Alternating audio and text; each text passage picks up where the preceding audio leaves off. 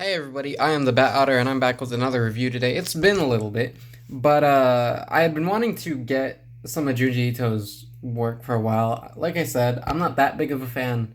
I like the ending of Uzumaki, but I feel like as a whole, some of his work just falls flat. But that's also just my opinion on horror in general. But when I saw this at the bookstore, I liked the cover, I liked the concept, and I figured, hey, why not? So I picked it up, and I was pleasantly surprised by the quality of the story. Now, granted, he did simply illustrate an abridged version of the Frankenstein story, so maybe this is me liking Frankenstein more so than it is me liking Junji Ito. But I think that as a whole, the adaptation into Junji Ito's style was done very well. And throughout the story, I noticed that Junji Ito shined pretty well at making the characters act. So, I didn't know the story of Frankenstein, and I'm sure most of you don't either. So it starts off in the Arctic. You got these sailors sailing around. They see this guy, and this will be important later. And they pick up none other than Dr. Frankenstein, who is in the Arctic, and he tells this man, the ship captain, the story of his life and how he got there, and how he was a scientist as a kid. He was always looking into new things until finally he he went a little bit crazy and created a monster. He would go to the cemeteries. He would pick apart different people's bodies, talking to the professors about what they called natural philosophy at the time, what we consider science. So, man, I read this like 4 weeks ago. I don't remember a thing. But yeah, I mean, he kind of becomes a menace. He gets obsessed with his work so much so that he's a little bit disconnected until finally he wants to create life. That's what his obsession was. And ultimately, he does. He creates this giant monster out of bunches of corpse parts. And let me tell you, when I saw some of these shots before reading the book, they didn't look that creepy. But with the context, with the setting, everything leading up to the shot, something about building the context and building the setting, the way that the characters react to each other, really makes for this panel to be that much more creepy, because he creates the monster. The monster wakes up and he turns around and he gives him this ugly look where he's just drooling and drooling, all beaten up. Just an ugly look in general. And then he lunges at him and he wakes up and he's in a dream, and he meets his friend Henry. He says, "Oh my gosh, you went in that room, like there was, what happened, right?" Well, as it turns out, the monster escaped. And so they're going over for tea, since they're German, talking about the past. And his cousin, this is his cousin, is playing with the kid, back at their family place. And lo and behold, the monster kills the cousin, the little kid. So he has to go back to his home. She feels so bad because she was just playing hide and seek with him. And as he's coming back to the home, he runs into his monster. So as we'll find out later, the monster gets on this kind of crusade to kill his creator, Victor Frankenstein, and pretty much does everything in his power to ruin his life. The Frankenstein's monster frames this woman for the death of the little boy. So she's put to death due to the murder. This man feels guilty for it. And all around, the story is a very big tragedy. The monster talks to Victor. He's eating bears. He's surviving in the woods. He's an absolute menace. But really, he's a victim of circumstance, right? He didn't choose to be born. Which I think I'm glossing over a lot of the big story aspects of this. So let me take a pause. And the idea is he creates this monster. The monster, I mean, we all know the story, right?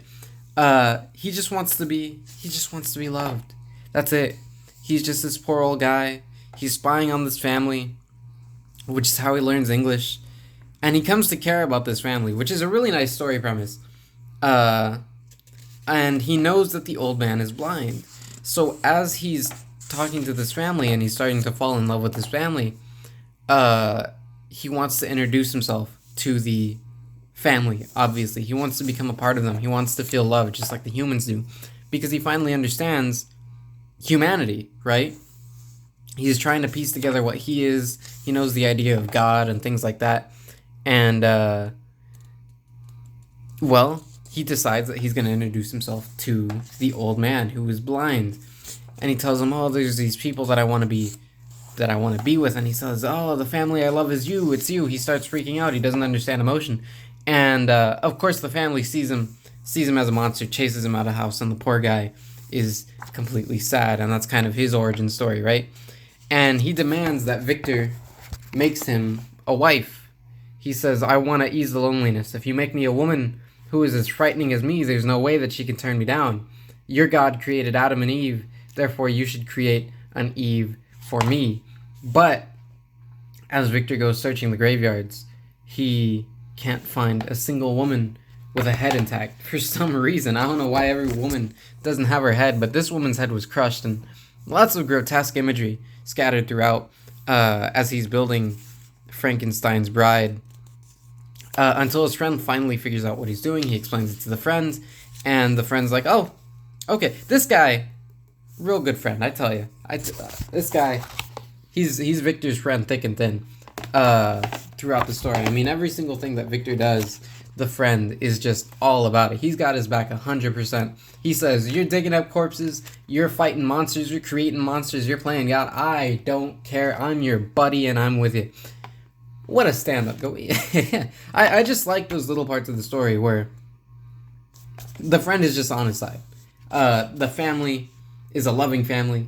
There are so many simple aspects to these characters that shine so brightly, and as well as the acting done by the characters themselves is very well illustrated. So Frankenstein, the monster, comes in and he says, I've heard you've had trouble finding a head, so I brought you one, and it's the head of the maid that was put to death. She was decapitated, so her head is quite alright. They create the woman, she comes up, and he's loving it. The guy looks like an absolute freak, but he's loving it. He says, oh, you're my wife. She sees him, and her first reaction is to attack him, to fight him. So, I do believe he kills her, and he says, you've ended my life. You've ended my chance at happiness, so I'm gonna end yours. So Frankenstein's monster goes on this crusade to kill him and his entire family, and he succeeds, and it becomes this cat and mouse game where Victor is chasing the monster all across the world until finally he ends up at the North Pole chasing him down, and that's where these sailors find him. They make the decision that they're going to go back to land, but unfortunately Victor dies and succumbs to the cold, and we get this amazing shot of them with the monster screaming, crying out, saying, I know that my master is dead. I'm so alone now, but soon this suffering will end. And there he is, in this hail of Arctic fury. And it says, the monster's voice gradually faded until we could no longer hear it. In the increasing fierce snowstorm, his figure too soon vanished. And we get the end of the book. Now, I did the abridged version of the abridged version, but let me tell y'all, if you're looking for anything to start Junji Ito off with, anything at all, really, then I'd highly recommend you to get Junji Ito's Frankenstein, because it's based on a true story. It's based on a real story. Obviously Frankenstein, right? Everybody knows that. And so it's usually a hit or a miss with adaptations of actual literature whenever it turns into manga or comics. But in my opinion, this is one of the hardest hits that they could have hit, that Junji Ito could have adapted it. The abridged version, it gives you everything that you need to know. It doesn't give you too much, it doesn't give you too little. In a short time, it teaches you all about these characters, all about the relationships, and it gives you all of the ideas that I'm assuming were presented in the original Frankenstein novel, or novella, whatever the proper term is. And even though, like I said, it's shorter, it expresses to you all those ideas. The monster being created, never wanting to be created. He's a monster, but he's actually a really cool guy. But he just does bad things. The obsessive creator, the mad scientist, like all those story beats and all those kind of, I suppose, philosophical questions proposed by the original Frankenstein book are all expressed really well through the characters, through the acting, through the illustrations. The illustrations themselves serve to be creepy when they need to be, unsettling when they need to be. And in my opinion, obviously I haven't read the original. I'm not too sure how faithful the adaptation is, but in my opinion, it's probably a pretty accurate representation of the original story, just from what I've heard of it in general, into manga format. And yeah, it's a good book. There's plenty more stories in here. Let's go back to the beginning to see the rest of the stories. This is a kind of a fresh book. I haven't broken it in very much, so it keeps on closing on me. That's why I'm having more trouble than usual messing with the pages. So yeah, you have Frankenstein, Next Spectre, Bog of Living Spirits, Pen Pal Intruder.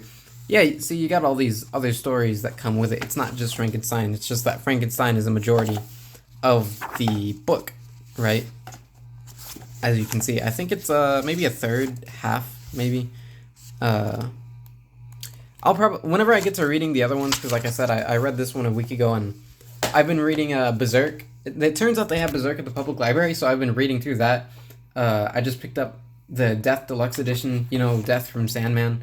As well as I read The Prince by Machiavelli, the actual Prince, the actual book. I want to study Gilgamesh a little bit, read up on some ancient history.